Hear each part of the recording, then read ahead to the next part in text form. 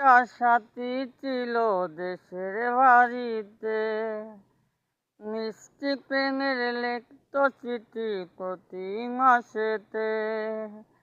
হঠাৎ একদিন খবর এলো সাথী নাকি বিয়ে হলো আমার অজান্তে।